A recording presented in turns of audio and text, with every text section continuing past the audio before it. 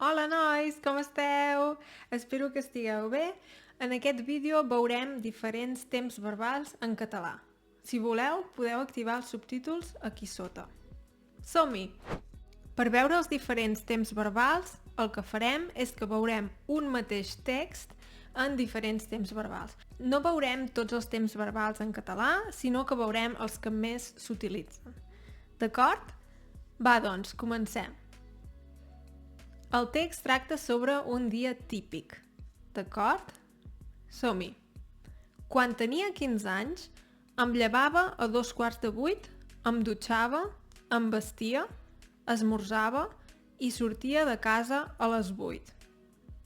En aquest temps verbal parlem d'una cosa habitual en el passat.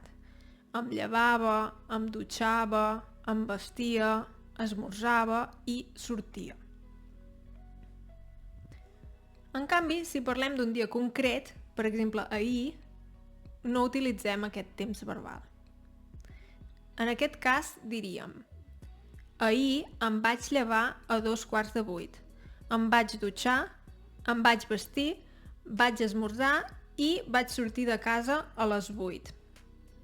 Moltes persones pensen que és una mica estrany perquè en altres llengües romàniques el verb anar es fa servir per parlar sobre el futur. En aquest cas, però, en català el fem servir per parlar del passat. Llavors tenim el temps verbal més bàsic, que és el present d'indicatiu. Normalment em llevo a 7:15. Em dutxo, em vesteixo, esmorzo i surto de casa a les 8.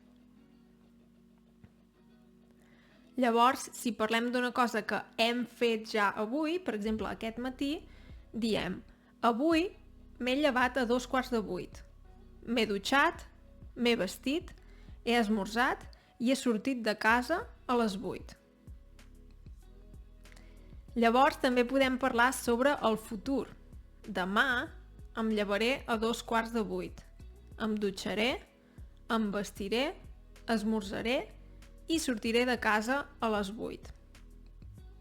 Veieu que el futur és bastant fàcil. Aquí només estem veient els verbs en la primera persona del singular, però tot i així veieu que és força fàcil. Si voleu saber-ne més i buscar altres verbs, podeu anar a la pàgina www.verbs.cat. Us la posaré aquí a la pantalla i penso que és una pàgina que va molt bé. Jo de vegades l'utilitzo si tinc algun dubte per saber si una paraula, per exemple, o si un verb s'escriu amb U o amb O. Jo de vegades també tinc dubtes sobre això i llavors simplement busco el verb en aquesta pàgina. Molt bé, ara podem també parlar d'una cosa hipotètica.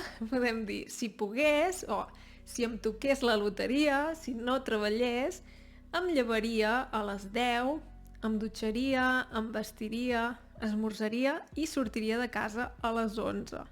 Són només uns exemples, però us volia ensenyar sempre amb el mateix verb i amb la mateixa persona com canvia el verb.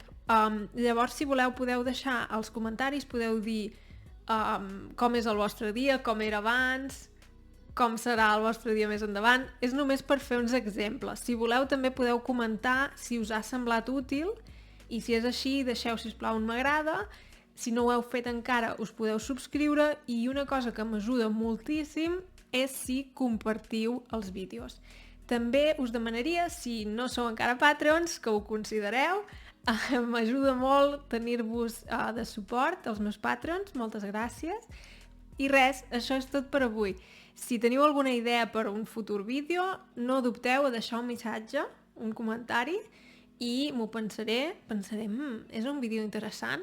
Perquè la idea d'aquest vídeo, per exemple, m'ha sorgit d'un comentari que vaig llegir fa uns dies, que em deia: ostres, no he vist cap vídeo on expliquis els diferents temps verbals en català. I vaig pensar, doncs és veritat, no he fet un vídeo així encara. Llavors vaig pensar que era una bona idea i mira, ara ja hi ha aquest vídeo, no? Sí, llavors res, per això em van molt bé els vostres comentaris, d'acord? Doncs que vagi molt bé. Fins aviat!